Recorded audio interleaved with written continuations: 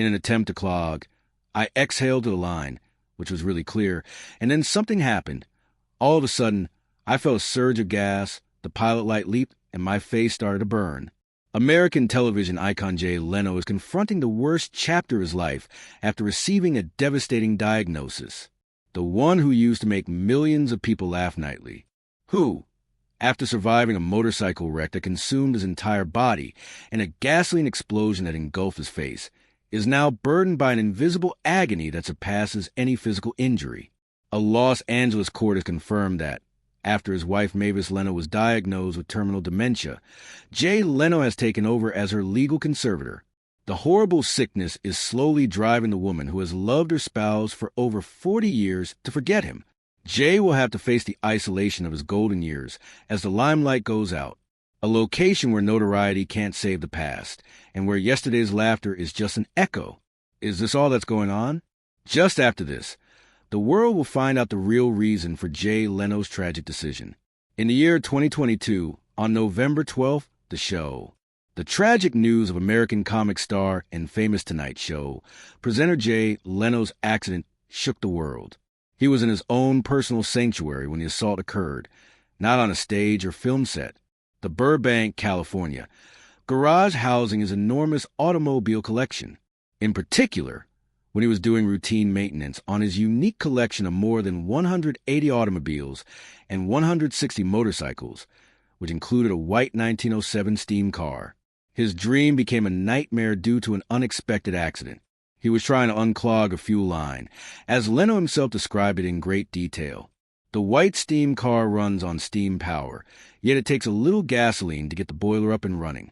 Jay knelt down and attempted to dislodge the blockage by blowing compressed air into the line.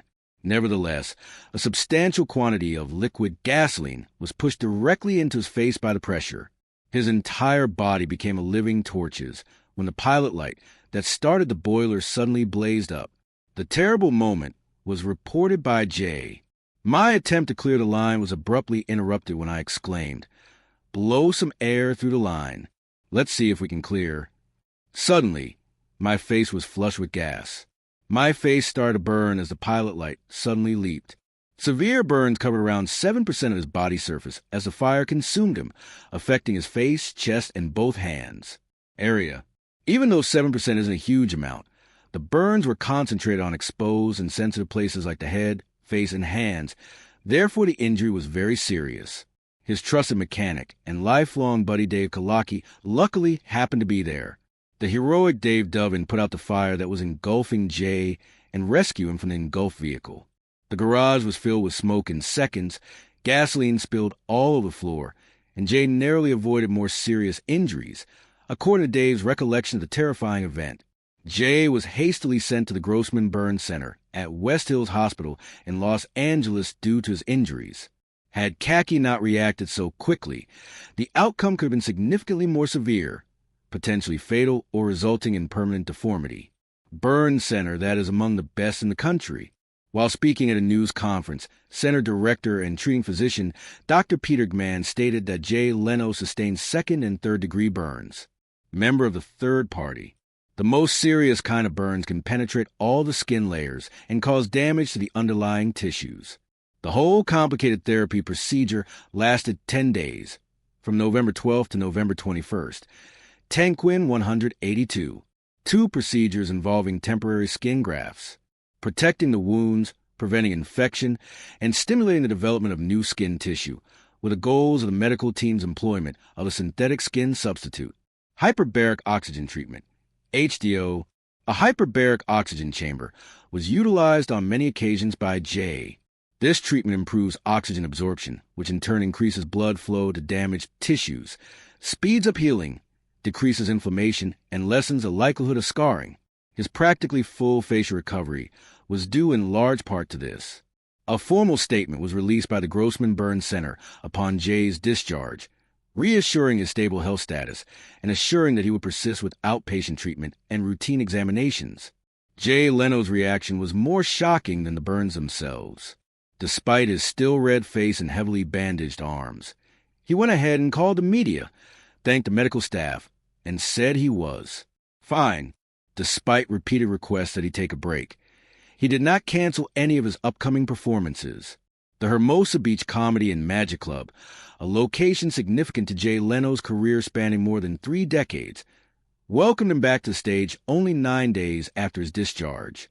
In the history of show business, this was practically unheard of. Reporters saw a slightly scarred face and hands as he emerged from the vehicle, but his voice was unharmed. He made light of the accident as the performance began, saying, "My face was on fire." Jay recalled the incident in the garage with a subtle smile. Throughout his hour-long performance, he dealt with the accident as if it were an integral aspect of his job description. He was given a standing ovation by the audience at that show. The lack of infection and his remarkable reaction to treatment were both verified by the doctors. Jay Leno went from being a well-known talk show presenter to a symbol of perseverance and unmatched work ethic because to his composed manner and comedy in the aftermath of catastrophe. Even if the burn's aftereffects hadn't fully worn off in the 2 weeks following the gasoline explosion, Jay still faced another obstacle. Steel, bone, and determination collided this time instead of flames. After each of his falls, the media began to wonder how he managed to get back on stage so quickly. In a tragic accident that occurred on January 17, 2023, in Las Vegas, Jay was test riding a 1940 India motorcycle, one of the many historic vehicles in his collection. He was thrown off his bike by an unidentified cable that ran over the parking lot. The force of the blow was so great that Jay sustained a clavicle fracture, 2 rib fractures, cracked kneecaps, and patella. "I was knocked off my motorcycle. I have a broken collarbone, 2 broken ribs, and 2 cracked kneecaps." The accident happened just 2 months after the garage burn, which caused fans immense worry as his health was continuously challenged. Jay was taken to a local hospital, treated for a few days, and then returned to the stage. Although doctors advised him to rest for at least 2 weeks, he refused. His performance schedule remained unchanged. 1983, interview with the Review Journal. The American media covered the story extensively, describing it as Jay's second accident in less than 1 winter. Many people commented that Jay had a rare work ethic among artists of his generation, an almost old-fashioned professional integrity. However, the tragedy did not end there. In subsequent shows, Jay wore an arm brace and moved slowly. He even joked on stage about getting a discount on ambulance rides. In an interview with Inside Edition, Jay recalled with a smile, "I slid down the hill and hit my head on a rock. I broke my wrist, scraped my face, and lost a fingernail. 10 months later, on the night of November 16, 2024, I was in Pittsburgh, Pennsylvania, getting ready for a show when I slipped and fell down a slope nearly 20 meters long behind the Hampton Inn." The fall occurred without warning, he stated, while he was attempting to take a shortcut to the parking lot. He had a hard time getting up to make it to his show on time. Instead of calling an ambulance, he told the hotel staff to bandage his wrist. The performance that night went ahead as planned. Jay started by making a joke about his swollen face and how his right eye was on vacation. After his hour-long performance, the crowd stood up in applause and continued to laugh. Photos shot in Pittsburgh went viral on social media, and the press hailed him as evidence of the veteran host's incredible resilience. This is a man who, in less than 2 years, had 3 major accidents without missing a single show.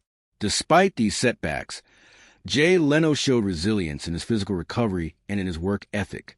This was evident even after he stepped down as host of The Tonight Show, which he had held from 1992 to 2009, and again from 2010 to 2014. Experts say that Jay's quick return to work was more than just a display of resilience. It was a coping mechanism. He drove himself to shows or used his own truck to transport his vintage cars to events. He carried only a few suits and his familiar microphone. His hectic stand-up comedy schedule often exceeded 150 shows per year, taking him across multiple states, mostly to smaller venues. His colleagues have revealed that he still does not hire personal assistants.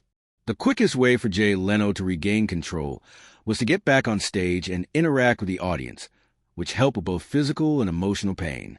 Keeping to a schedule and routine was more effective than pain medication, and this is what made him the Iron Man of comedy.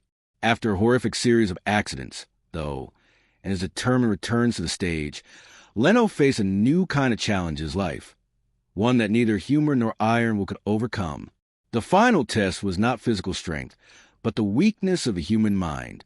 In the wake of this tragic event, Jay had to come clean about something in his private life that he had kept hidden for almost 40 years. On January 26, 2024, he petitioned the Los Angeles Superior Court to officially become his wife Mavis Leno's legal conservator. The news of this legal action sent shockwaves through the media and exposed the painful truth that the couple had been avoiding. The court documents revealed a severe medical diagnosis. Mavis Leno had advanced dementia. The disease had caused her to. Jay Leno is one of the wealthiest people in the entertainment industry. But this request was not mainly about money. It was about protecting Mavis from legal risks and making sure all medical decisions could be made promptly and correctly. The filing clearly stated, Jay Leno was named as the sole conservator, a testament to the absolute trust and rare enduring strength of their relationship. Mavis was gradually losing cognitive function, especially the ability to manage complex personal finances, and she required significant assistance with daily living. A comprehensive medical report was submitted to the court by Dr. 2 months subsequent to the petition. Hart Cohen detailed Mavis's deterioration in a detailed report that was one of the few public records that revealed the devastating impact of the disease on Mavis's mind.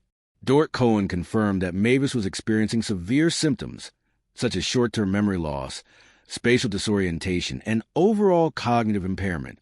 The most tragic part of the report was the revelation that Mavis sometimes failed to recognize her husband Jay and forgot her own date of birth. It was a devastating revelation for a person who had shared love and life with Jay for 44 years, as she was becoming an unknown. A devastating loss to one's life partner carries more weight than any third-party burn. Nevertheless, it should be noted that Mavis did not oppose the petition during her brief periods of clarity. This consent was crucial, as it demonstrated her trust in Jay, even though she couldn't remember Jay's identity. The Los Angeles court, acknowledging the urgency of the situation, processed the request quickly, setting a hearing for April. The ruling was announced on April 9, 2024. The judge granted Jay Leno full power to make decisions regarding Mavis's health, finances, and legal matters. At the hearing, Jay was calm and collected, guided by his attorney. He displayed the self-control that the public often sees when he doesn't let his emotions get the best of him. Jay didn't say much, but he did confirm that his biggest desire was to make sure his wife was safe and financially secure. He also wanted to safeguard their joint assets that had grown from his. Mavis does not object to the petition and consents to it. She trusts Mr. Leno, who is her protector, and this affirmation of unconditional trust protects her glittering career from any exploitation or negligence caused by her health condition. Attorney Ronald Astron, who is a family friend and represented Mavis, spoke after the hearing to ease public concern and honor their relationship. She was fine. Everyone was good. We're doing well. I just set up a will in case something happens. In a brief interview afterward, Jay spoke concisely, his voice low but calm, reflecting his philosophy of accepting reality. The interview took place amid all the media attention surrounding the conservatorship procedure. It is classic Jay Leno understatement, an effort to minimize the dramatic nature of the intricate legal and medical situation. He dealt with his wife's illness as a normal aspect of getting older, something that needed to be dealt with pragmatically. His voice stayed steady, clear, gentle, and optimistic, a coping mechanism he had used to overcome 3 near-fatal accidents earlier. The court's decision caused a drastic change in Jay Leno's priorities and schedule, something that his prior burns and broken bones couldn't accomplish. Jay adjusted his entire dense performance schedule, which had consistently surpassed 150 shows annually. With the sole purpose of returning home every night to care for Mavis, Jay gradually replaced a professional work ethic with personal responsibility. Instead of driving himself across states, he spent time at their familiar Beverly Hills home, cooking, caring for his wife, and taking her for walks around their small garden. The man who once earned tens of millions of dollars on the small screen now found meaning in everyday chores. He could only accept shows around the California area and could only lead long-distance tours. According to those close to Jay, he had a regular routine to help Mavis feel more secure.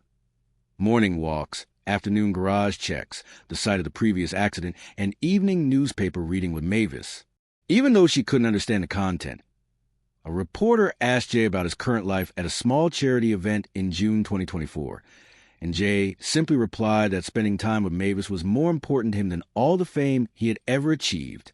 This response showed a clear change in Jay's priorities after being in the spotlight for over 40 years.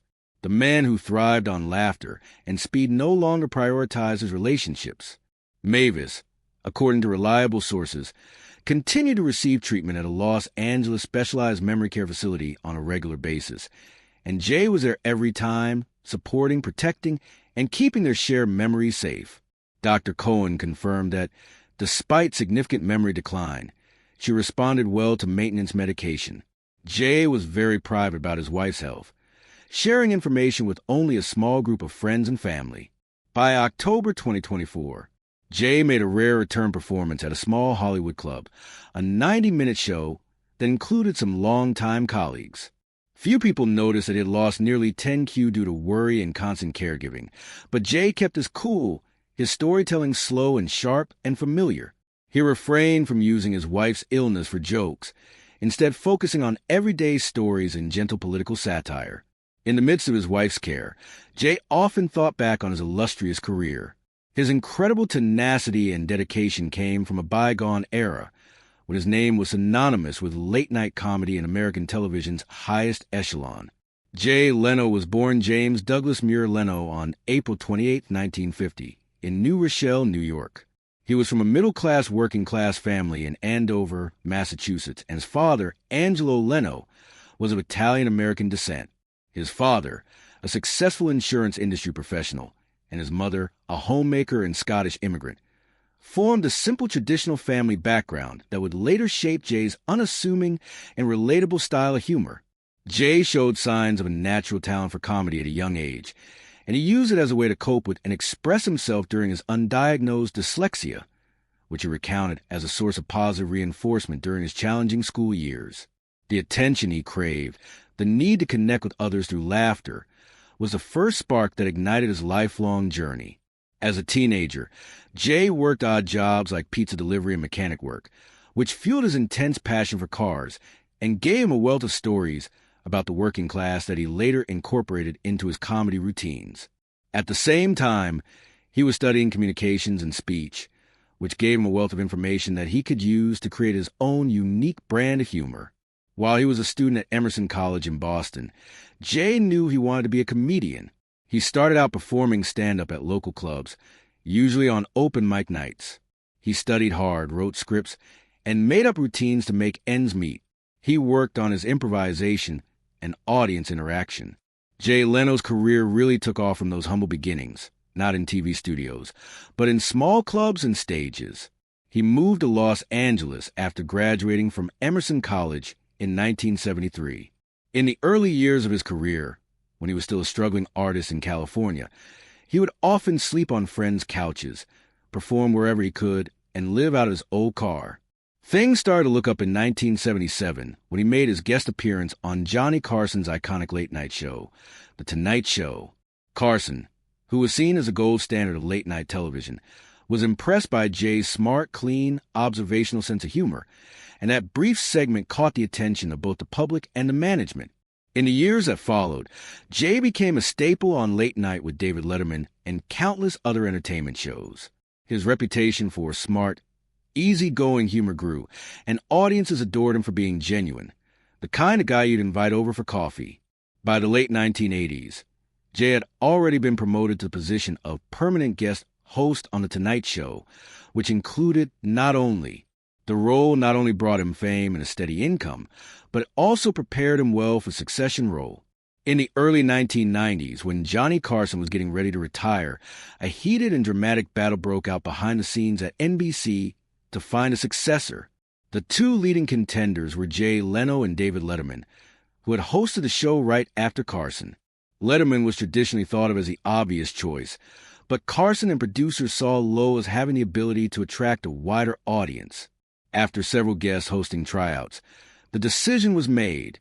The Tonight Show with Jay Leno became an American institution, an indispensable part of popular culture, For over 20 years, with a brief break from 2009 to 2010, Jay's show not only maintained but solidified its leading position in the late-night slot, drawing an average of 5 million viewers each night and generating billions of dollars in revenue. NBC's choice of Jay Leno was an internally controversial decision. Jay was NBC's late-night rhythm keeper, someone that all Americans, regardless of party affiliation, felt comfortable watching before bed. Thanks to his hosting style, which was a combination of professionalism, politeness, and accessible humor. He always started the show with light-hearted jokes about current events and pop culture. His style was non-attacking and not overly political. Talked to guests ranging from famous actors to politicians or controversial figures in a positive, cordial, and non-confrontational way. He made an effort to put the guest's talents forward rather than his own, a philosophy that many of his younger hosts came to embrace. Jay Leno was famous for more than just his acting chops. He was also known for his almost traditional work ethic. He would often be the first person to the studio, arriving at 9 a.m., even though the show was taped in the late afternoon. The majority of his monologue jokes were written by him, and he was very involved in the production process. He was a very punctual, reliable, and respectful crew member. Despite the demanding schedule of a 5-night-a-week talk show, Jay continued to perform stand-up comedy at small clubs on weekends. He claimed that performing in front of an actual audience helped him remain authentic and keep his material fresh and relatable, which in turn helped him avoid the complacency that comes with working in Hollywood. A lifelong fixer-upper, Jay's Burbank garage eventually became a private museum called the Big Dog Garage, home to hundreds of rare cars and motorcycles ranging in age from the 1907 white steam car to contemporary supercars, all of which he meticulously restored and maintained. In spite of his hectic schedule, Jay would occasionally crack the joke, "Fixing cars is the best vacation one might take." In 2004, NBC made a shocking succession plan public. Jay Leno would retire in 2009 and Conan O'Brien would take over as host. This was done ahead of time to keep O'Brien from being poached by rivals. In 2009, Jay temporarily left the show. To keep Jay on the network, NBC gave him a new program, The Jay Leno Show, which aired at 10 p.m. This show was a ratings bomb and hurt local affiliates.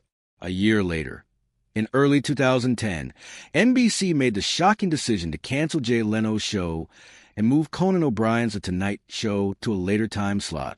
This scheduling change caused a heated and highly publicized late-night television war. Conan O'Brien eventually left NBC and relocated to TBS. In March 2010, Jay Leno took over hosting duties of The Tonight Show again. This decision caused quite a stir in the entertainment industry, with many accusing him of being a betrayer who was solely concerned with himself and who had broken a promise. Despite the criticism, Jay stayed silent and concentrated on his work and hosting duties. His philosophy was straightforward. I am an employee. When my boss requires me to work, I will work. The entire studio went silent as Jay Leno announced in 2013 that he would be officially leaving The Tonight Show in 2014, handing the chair over to Jimmy Fallon during the final episode of the show airing on February 6, 2014. Unlike the tumultuous succession battle of 2010, this farewell took place in a dignified and warm atmosphere. Jay cried, looked at the audience, and continued to deliver his speech despite the negative publicity. Replied slowly, I've never experienced anything like the last 22 years. I bid you all a heartfelt good night. Jay Leno said, echoing Johnny Carson's famous final words, the man he had always looked up to, as he said goodbye to the late-night audience. The press hailed this touching tribute as the most heartfelt ending in American television history, and was a fitting way to end a golden age of late-night programming. When Jay left The Tonight Show, he didn't announce his retirement. Instead, he said, it's time for a new generation to take over. Many articles have praised Jay for revolutionizing talk shows by combining humor, honesty, respect for guests, and an exceptional work ethic. His show consistently topped the ratings and was NBC's moneymaker. He persisted in performing stand-up comedy. He went back to his roots, touring the country, performing in small theaters where familiar laughter still echoed as it had in the beginning, getting ready for a series of terrible accidents and family tragedies that would follow. When The Tonight Show officially shut down in 2014, many in the entertainment industry thought Jay Leno would retire, enjoy his enormous wealth, and withdraw from the spotlight. However, Jay, with his phenomenal work ethic, chose a different path, a quieter journey, but one full of passion and surprises. Instead of the brilliant studio lights, he embarked on a new adventure, finding solace in the sound of engines, the aroma of oil, and the satisfaction of physical labor. At midnight, Jay turned his hobby into a significant professional endeavor. In 2015, he debuted the CNBC show Jay Leno's Garage, which became a beloved television series among both car enthusiasts and the general public. In this role, Jay served as host, storyteller, and mechanic. In his colossal private museum-like garage in Burbank, California, Jay houses boundless passion. His collection of more than 180 cars and 160 motorcycles, ranging from modern supercars like the McLaren F1 de Rare and historically significant models like the Chrysler Turbine car, powered by a jet engine. Jay took viewers on an immersive journey through the history, technology, and individuality of each vehicle. Instead of retiring, Jay Leno has returned to his roots as a joke-telling mechanic who is always up for a small-town stand-up gig on the weekends. This has cemented his status as America's busiest stand-up comedian. Leno proved that resilience isn't limited to overcoming 3 terrible accidents. It also includes never stopping to pursue one's passions and work. Leno is a symbol of personal and professional loyalty, and his legacy extends far beyond his late-night laughs and priceless cars. Compilation, but a testament to the strength of persistence. If you appreciate tales of the careers and tenacity of icons like Jay Leno, then please, right this second, show your support by liking the video, subscribing to our channel, and enabling notifications so that you won't miss any future stories that inspire. Lastly, in the comments section, tell me what you believe is the most important lesson that we can take away from Jay Leno's work ethic and commitment to his life.